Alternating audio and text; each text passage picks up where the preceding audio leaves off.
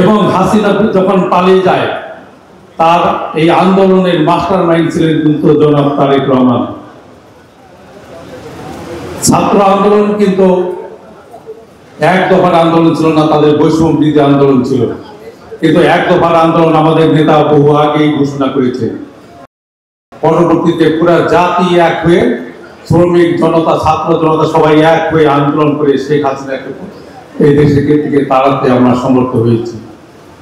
সুতরাং এই হাসিনা বিরোধী পুরা আন্দোলনের মাস্টার মাইন্ড আমাদের ভারপ্রাপ্ত চেয়ারম্যান জনাব তারেক রহমান, তাকে আমি শ্রদ্ধার সাথে স্মরণ করছি।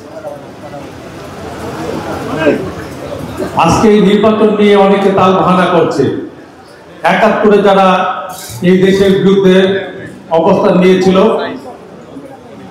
যারা আমাদের মা বোনকে পাকিস্তানি আর্মির হাতে তুলে দিয়েছিল, যারা আমাদের দেশের জনগণকে খুন করার জন্য পাকিস্তানি বাহিনীকে সহায়তা করেছে, তারা কিন্তু আবারও এই দেশে অস্থিরতা সৃষ্টি করার চেষ্টা করছে। তার সাথে যোগ দিয়েছে তথাকথিত আন্দোলনকারী, যারা বৈষম্য বিরোধী আন্দোলনকারী নামে পরিচিত। তারা এখনো কিন্তু আন্দোলনের কিছুই দেখেনি। আন্দোলন কত প্রকার এবং কি কি আমরা ৪৪ বছর, ৪৩ বছর, ৫০ বছর আগে যারা এখানেও করি, আমরা কিন্তু অক্ষরে অক্ষরে এগুলো টের পেয়েছি। তারা দুদিনেই মনে করেছে তারা দেশটি স্বাধীন করে ফেলেছে, তারা দেশের দাবিদার হয়ে গেছে, আন্দোলনের দাবিদার হয়ে গেছে।